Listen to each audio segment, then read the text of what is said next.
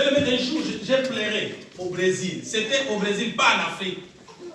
Au Brésil. J'attends mes documents, ça ne sort pas. J'attends mes documents, ça ne sort pas. Un certain matin, je suis allé travailler. On m'a licencié, sans rien faire. Je suis rentré chez moi. En rentrant chez moi, dans le métro, j'ai pleuré. Je ne savais pas quoi dire à ma femme. Quoi dire à ma femme?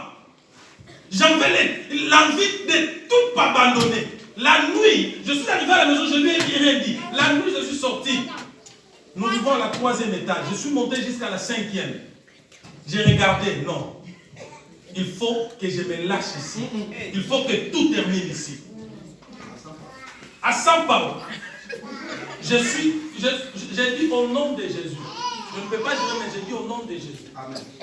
La nuit, vers 3 h du matin, je suis monté jusqu'à 5e niveau. J'ai dit, tout va terminer ici. Mais j'ai entendu à moi, fortifie-toi et prends courage. Amen. Alléluia. Lorsque je suis rentré, j'ai dit à ma femme, toi tu dors ici. J'ai failli me tuer aujourd'hui. Wow. J'ai failli me tuer aujourd'hui. Pourquoi? Elle m'a demandé. On m'a licencié, tu ne sais pas. Elle a dit, c'est quoi? On t'a licencié? Mais ce n'est pas la fin. Demain, Dieu peut te donner un autre emploi. Demain, elle a commencé à me fortifier. La femme que je croyais être faible, elle m'a fortifié. Donc, j'ai eu en moi une joie qui n'était pas en moi. Alléluia. Même dans ta vie, même si tout semble être sombre, rien ne marche, fortifie-toi. Amen. Alléluia. Lorsque tu ne sais pas où mettre ta tête, tes idées sont confuses, fortifie-toi. Amen. Il nous arrive des moments que tu vois ta vie, tu ne sais pas avec qui je peux compter. Je peux parler à qui? Tes idées sont confuses. Est-ce que je peux aller voir les pasteurs? Est-ce que le pasteur aura la solution pour moi? Est-ce que je peux aller voir maman Foulard? Est-ce que je peux aller voir papa tel? Je te dis ceci. Confie-toi à Dieu. Amen. Fortifie-toi et prends courage. Amen. Tout ira bien. Amen. Alléluia. Après une grande nuage, après une grande sombre, Dieu ouvre le chemin. Dieu ouvre un chemin que personne ne peut ouvrir dans ta vie. Amen. Alléluia. Amen.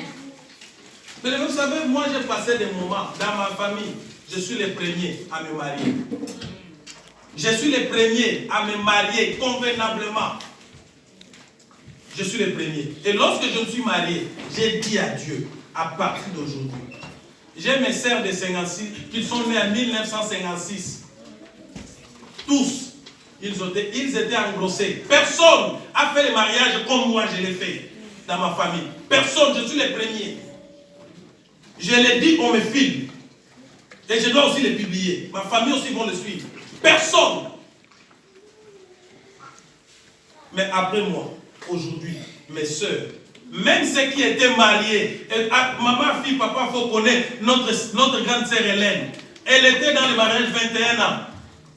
21 ans sans se marier. Mais son mari, après notre mariage, son mari lui a honoré. Amen. Même si tu n'as pas là où mettre tes idées, tu ne vois personne pour se confier. C'est que je te dirais, confie-toi à Dieu. Amen. Et fortifie-toi. Prends courage. Alléluia. Amen. Fortifie-toi et prends courage.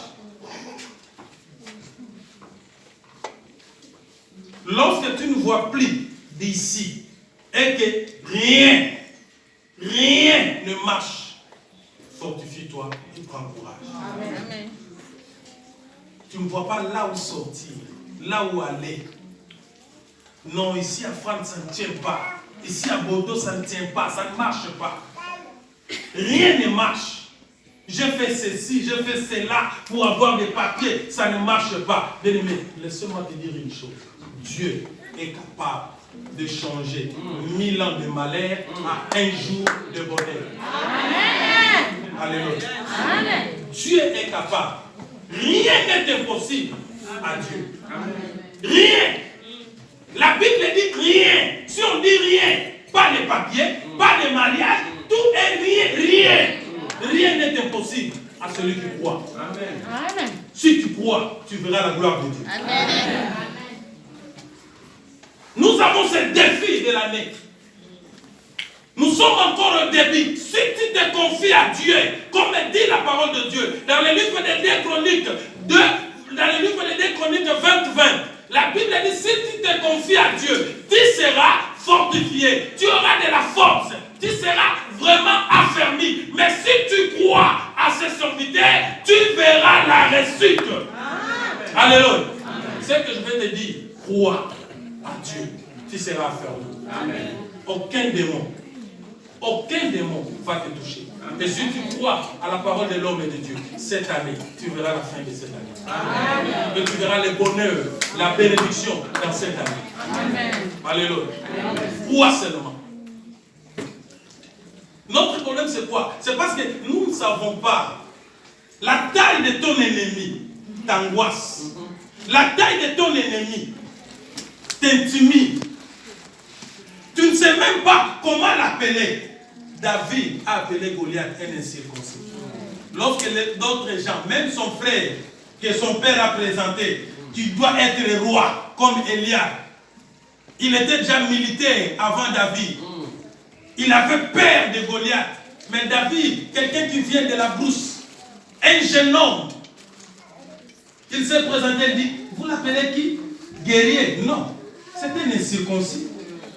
Alléluia. Amen. De la manière où tu vas traiter ton problème, de la manière où tu vas minimiser ton problème, en sachant que tu es un ennemi. Celui qui est en toi est plus grand que celui qui est dans ce monde.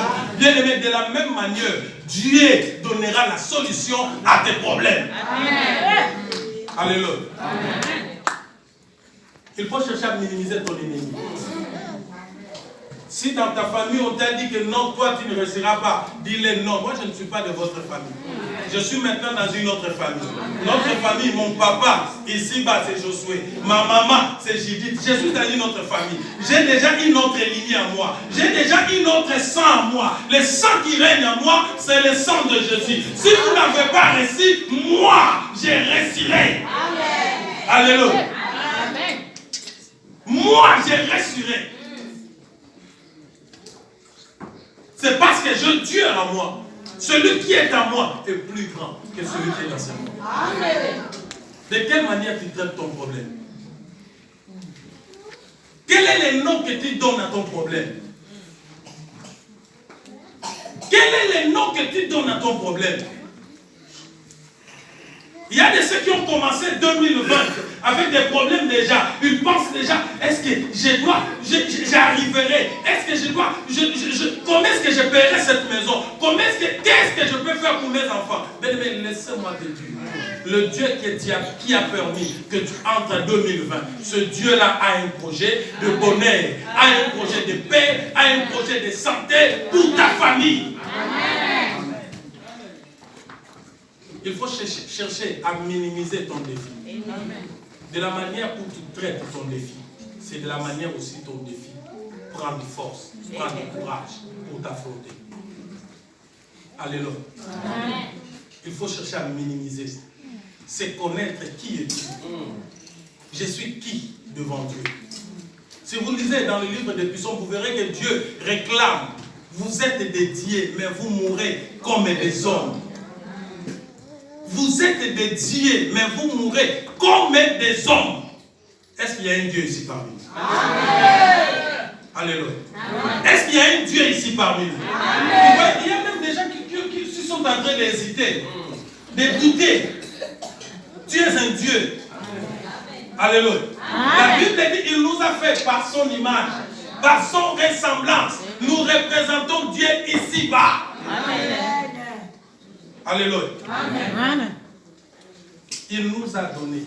Il a donné pour les enfants d'Israël. Mais nous cherchons à combattre. Ne cherchez pas à combattre. Cherchez à prendre ce que Dieu a mis devant toi. Amen. Alléluia. Amen. Cherchez à prendre ce que Dieu a mis devant toi. Je vais te donner une petite conseil pour terminer. Car le courage est au cœur de la vie. Tu as besoin de courage chaque jour. Dieu t'a jamais dit que ça sera facile. Mais, écoutez, quand on dit Dieu t'a jamais dit que ça sera facile, mais, donc ce qui vient avant n'a pas d'effet. Alléluia. Ce qui vient avant, dans toute phrase là où on met mais, tout ce qui vient avant n'a pas d'effet. Dieu n'a jamais dit que tout sera facile, mais il t'a assuré d'un divin pour approvisionnement, courage, la source de tout. Alléluia. Mais, par là, je veux parler que nous combattons déjà avec la victoire. Amen. Tu ne combats pas pour échouer. Nous combattons, nous avançons avec la victoire. Je vais aller prendre cette chaise. Je vois déjà que mon chemin est tracé pour prendre la chaise. Alléluia. Les enfants d'Israël, ils devaient traverser pour prendre en possession ce qui était à eux. Ce qui était déjà à eux. Depuis la prophétie, depuis le temps d'Abraham, les temps des anciens, Dieu a déjà prévu que ce territoire sera à eux. Tu combats pour ce que Dieu a déjà préparé pour toi. Il y a eu des moments que nous avons fait des gènes. Nous avons cherché l'argent avec notre force pour arriver ici en Europe. J'aimais l'Europe plus que toutes les choses dans ma vie. Et pensez-y. Quoi? Qu'est-ce que je voulais dire? Pensez ensemble. Je suis né à Bumbu, grandi à Kimbanteke, j'ai étudié en Gili. En Gili, mon oncle vivait en Gili. Je passais presque de lundi à vendredi en Gili. Et le samedi, je rentrais chez nous, à Kimbanteke. Ici, les voisins, son fils est allé en Europe. Ici, de l'autre côté, sont en Europe. Moi, j'ai quitté Kinshasa très tôt. Lorsque j'avais encore 21 ans, je suis allé en Angola pour chercher l'argent, pour venir en Europe. Mais je suis en Europe aujourd'hui avec 40 et quelques années. Après 20 combien d'années? Il ne faut pas chercher à faire des guerres pour ce que Dieu t'a déjà destiné, pour ce que Dieu t'a déjà donné. Dieu savait qu'un jour, moi, je devrais. Et je suis venu ici en France, sans rien dépenser. Je le répète, sans rien dépenser, même pas 10 euros. Je n'ai pas dépensé même pas 10 euros. La personne qui a acheté les billets pour moi, je l'ai connu ici à Paris. Je ne l'ai jamais vu dans ma vie. Il me suit dans les réseaux sociaux. Comment est-ce que je prêche? Parce que, pasteur, tu ne veux pas aller en vacances. Tu ne veux pas venir en vacances en France. Non, parce que je vais. Il m'a acheté les billets. Je n'ai pas dépensé même pas 10 euros. Je suis arrivé en France. Mais après 20 combien d'années? Alléluia. Il ne faut pas combattre pour ce que Dieu t'a déjà donné. Amen. Tu as un destin devant toi. Tu as un chemin que Dieu a tracé. Il faut tout simplement saisir, prendre en possession ce que Dieu t'a donné. Est-ce qu'on peut se mettre debout pour prier?